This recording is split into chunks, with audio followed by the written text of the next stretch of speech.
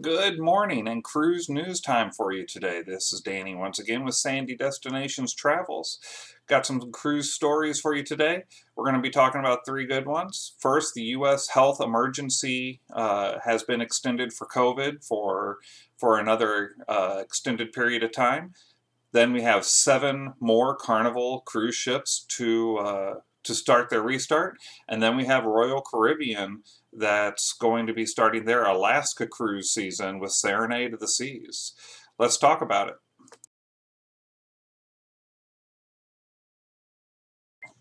All right, to our first story of the day. The public health emergency statute in the United States has been extended again for the 6th time. A declaration that the public health emergency is over would have meant that the conditions in which cruise ships are operating under the conditional sail order would effectively be over. The Secretary of Health and Human Services decided to extend the health emergency on July 19th. A declaration of a public health emergency ensures that the government organizations do have far-reaching power to ensure the health and safety of the general public. Previously, the CDC declared that the no-sail order for the cruise ships in the United States under the statute and the current conditional sail order. The extension of the public health emergency confirms once again that the conditional sail order, which operates under the public health emergency statute, is here to stay. Each extension of the emergency statute is for an additional 90 days, meaning the current extension brings us to the end of October. The conditional sail order can be rescinded in 3 ways, though.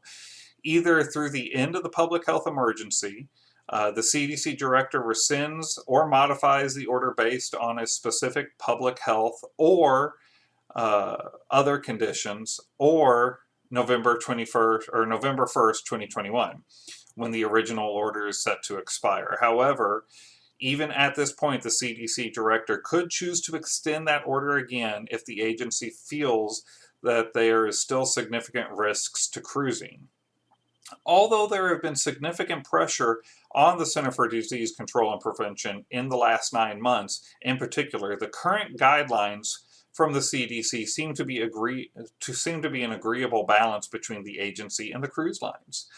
The CDC has been remarkably quick with approving ships for test cruises, while the agency has also given the cruise industry leeway in cruising with vaccinated guests. While the cruise lines will be happy to sail without restrictions in the future, the measures are reasonable in the eyes of the cruise industry.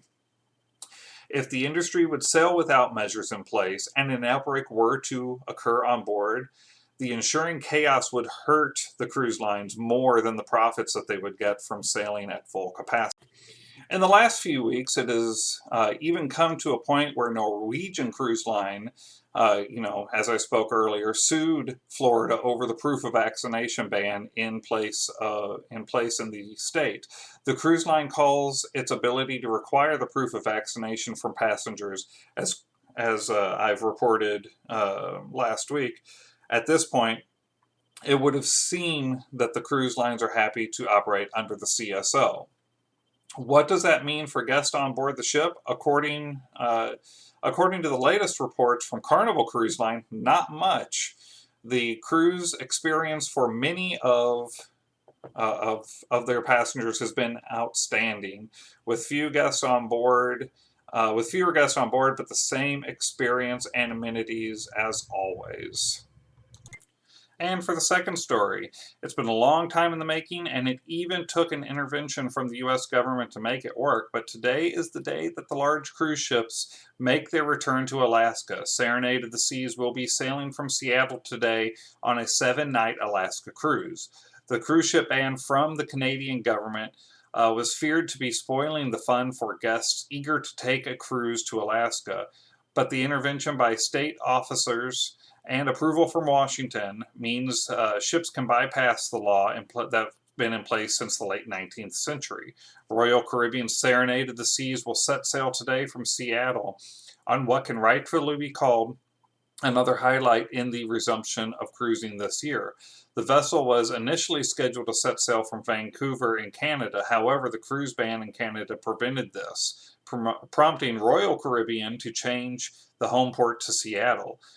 Although the Passenger Vessel Service Act could have prevented cruises to Alaska this season, intervention from the U.S. government ensures locals get the chance to welcome cruise ships guests back to the beautiful North. Serenade of the Seas was roughly a tonnage of 90,500 and a passenger count of 2,500 and a crew count of 900, roughly. The vessel, though, will not be at full capacity. The cruise ships are still sailing with lower capacity at this time. And although the vessel has been through the test sailings, which she completed early in July, the cruise line has a vaccination mandate for all passengers over the age of 16 who would have to have their last shot 14 days before sailing. Guests younger than 16, although, do not need to be vaccinated for the cruise in July. However, they will need to go through COVID testing and bound to stricter guidance on board and ashore. The cruise in August, the mandate will also include teenagers age 12 and up. The 7-night itinerary from Seattle will see Serenade of the Seas call on ports in multiple areas in Alaska.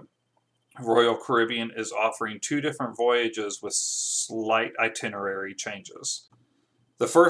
Most locals will be happy to see the ships return to Alaska shores. The financial benefits of the ships have been well documented.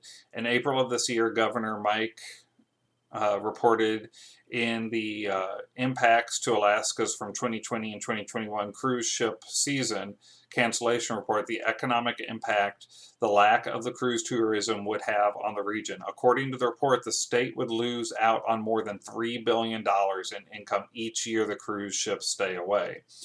Serenade of the Seas is the first, not the only ship to be starting cruising in Alaska in the upcoming weeks and months. Some of the other vessels sailing to Alaska will be the Celebrity Millennium, July 23rd, Holland America's Nieuwe Amsterdam, July 24th, Princess Cruises Majestic Princess, July 25th, Silver Seas Silver Muse will set sail July 29th, Norwegian Encore arrives in Seattle a few weeks ago and will begin sailing on August 7th. Ovation of the Seas on August 13th. Carnival Miracle will start on August 15th. All in all, the Alaska cruise season has not been lost, although the season might not be from May as it would have hoped. With a full 2 to 3 months still of ships sailing to Alaska, at least a part of the season has been saved. All right, before we get to the third story, I'd like to take this moment to please and ask you in advance to subscribe to this YouTube channel and hit the bell notification icon that will let you know when new episodes come out. Help me get to the mark of at least 100 subscribers would be great. If you would do that for me, I'd appreciate it very much. And for our third story of the day, Carnival Cruise Line has released its plans for cruise ships that will restart operations through September and October of this year. There will be a total of 15 vessels restarting by the end of October, which is half of the fleet. The cruise line has already resumed sailings with 3 ships, and we also know which ships will be resuming on through the rest of July and August. The Miami-based cruise line has announced that even further vessels will restart in September and October. 3 ships will resume through September, including the Glory out of New Orleans on September 5th, the Pride out of Baltimore on September 12th, and the Dream from Galveston starting September 19th. Then in October, we'll have 4 additional vessels that will resume sailings, including the Conquest out of Miami on October 8th, the Freedom out of Miami on the 9th, the Elation out of Port Canaveral on the 11th, and the Sensation out of Mobile, Alabama on the 21st of October. Continue to remain cautious, just like it was with its July-August sailings and they don't plan to change any of their protocols by the end of October.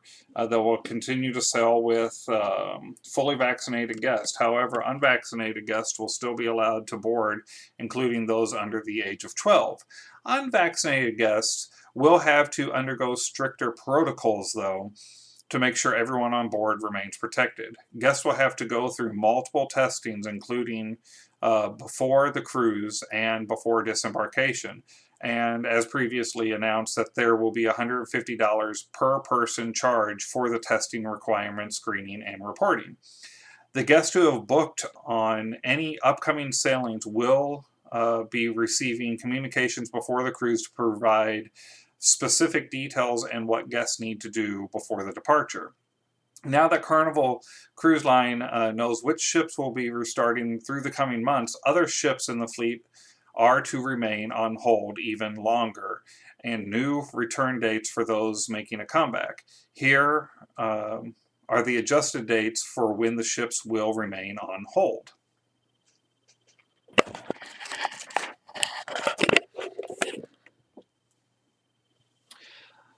The Pride through September 5th from Baltimore, the Dream through September 11th from Galveston, the Conquest through October 4th through Miami, Sensation through October 16th through Mobile, cruises on Carnival Sunshine through Charleston, Carnival Elation from Ecstasy from Jacksonville, and Carnival Liberty from Port Canaveral will be canceled through October 31st. In addition, a 3-day cruise on Carnival Miracle from Long Beach on September 24th is being canceled as well, and the Carnival Miracle will begin sailing from Long Beach on September 27th. It has been a long struggle to get cruise operations going again, but now finally ships are making a phased-in comeback safely and following guidelines set by the U.S. Center for Disease Control and Prevention. And that's our cruise stories for today, folks. Again, I want to thank you for checking this video out. Again, please don't hesitate to subscribe to it. I appreciate it and thank you in advance for that.